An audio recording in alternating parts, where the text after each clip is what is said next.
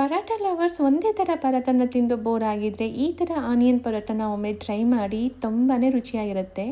ಇದನ್ನು ಮಾಡ್ಕೊಳ್ಳೋದಕ್ಕೆ ಮೊದಲಿಗೆ 1 ಕಪ್ ಗೋಧಿ ಹಿಟ್ಟು, 1/2 ಕಪ್ ಮೈದಾ, ಸ್ವಲ್ಪ ಉಪ್ಪನ್ನು ಸೇರಿಸ್ಕೊಂಡು ಚಪಾತಿ ಅದಕ್ಕೆ ಹಿಟ್ಟನ್ನು ನಾದಿ ಸಪ್ರೇಟಾಗಿ ಎತ್ತಿಟ್ಕೊಂಡಿದ್ದೀನಿ.